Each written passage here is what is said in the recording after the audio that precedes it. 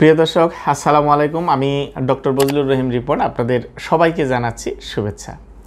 প্রিয় দর্শক, দীর্ঘ সময় বসে যারা কাজ করেন তাদের ক্ষেত্রে সাধারণত ঘাড়ে ব্যথাটা খুব কমন রোগ। অনেক রোগী কমপ্লেইন করেন যে তারা দীর্ঘদিন যাবৎ বসে কাজ করার কারণে তাদের ঘাড়ে ব্যথা হচ্ছে। তারা অনেক চিকিৎসা নিচ্ছে কিন্তু ঘাড়ে ব্যথা পরিপূর্ণভাবে সারতেছে না।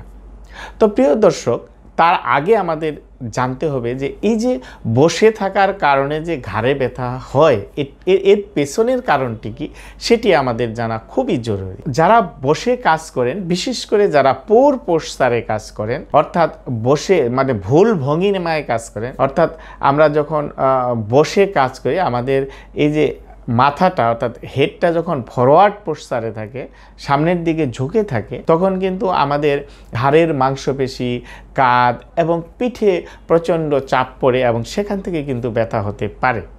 আরেকটি বিষয় হলো যে যারা বসে কম্পিউটার ওয়ার্ক করেন, বিশেষ করে যদি কম্পিউটারের মনিটরটি আমাদের আই লেভেল অর্থাৎ চোখের লেভেলে না থাকে, অর্থাৎ যদি আই লেভেল থেকে একটু নিচে থাকে অথবা উপরের দিকে থাকে, তাহলে আমরা যদি নিচের দিকে বা উপরের দিকে একটানা অনেকক্ষণ ধরে বসে কাজ করতে থাকি তাহলে কিন্তু আমাদের ঘাড়ে অতিরিক্ত চাপ পড়ে ঘাড়ে ব্যথা হওয়ার সম্ভাবনা খুব বেশি থাকে। আরেকটি বিষয় হলো যে যারা দীর্ঘ সময় একই পজিশনে বসে কাজ করে তাদের ক্ষেত্রে যেটি হয় সেটি হচ্ছে যে ঘাড়ের মাংসপেশিতে রক্ত সঞ্চালন কম হয় এবং মাংসপেশিগুলো সহজেই ক্লান্ত হয়ে পড়ে, ফলে মাংসপেশিতে টান লেগে ব্যথা হওয়ার সম্ভাবনা খুব বেশি থাকে। আরেকটি বিষয় হচ্ছে যে যারা বসে মোবাইল ব্যবহার করেন অথবা ল্যাপটপ ব্যবহার করেন, সেক্ষেত্রে দেখা যায় যে আমাদের মাথা নিচের দিকে দিয়ে অনেকক্ষণ যখন আমরা মোবাইল বা ল্যাপটপ ব্যবহার করি তখন কিন্তু আমাদের ঘাড়ের মাংসপেশিতে অতিরিক্ত চাপ পড়ে আমাদের ঘাড়ে ব্যথা হওয়ার সম্ভাবনা খুব বেশি থাকে। আরেকটি বিষয় হচ্ছে যে যারা আমরা নিয়মিত শরীরচর্চা না করি তাদের ক্ষেত্রে কিন্তু এই ঘাড়ের মাংসপেশি যদি কোনো কারণে দুর্বল থাকে তাহলেও কিন্তু এই ধরনের ঘাড়ে ব্যথা হতে পারে। এই যে কারণগুলা বললাম এর সবগুলি কিন্তু মেকানিক্যাল কজ। তো এই যে মেকানিক্যাল কজটা বললাম এর পিছনের কারণ হচ্ছে যে অনেক রোগী কমপ্লেইন করেন যে তারা দীর্ঘদিন যাবৎ ঘাড়ে ব্যথায় ভুগছেন, অনেক ব্যথানাশক ওষুধ খাচ্ছেন কিন্তু ঘাড়ে ব্যথা সহজে কমতেছে না।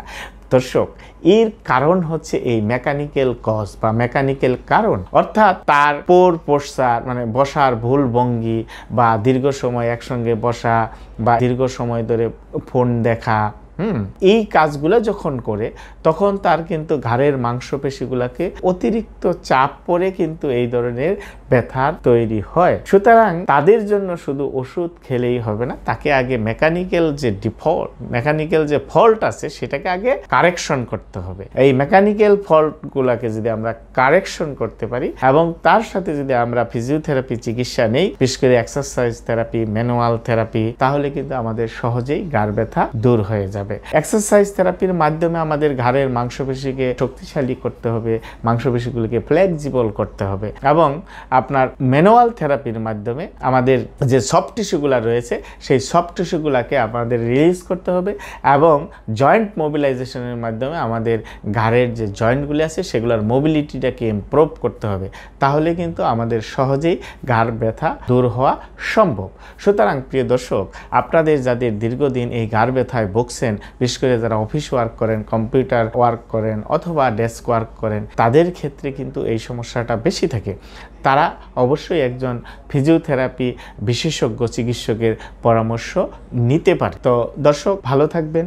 কথা হবে পরবর্তীতে অন্য কোনো বিষয় নিয়ে। সে পর্যন্ত আমাদের সাথেই থাকবেন। আসসালামু আলাইকুম।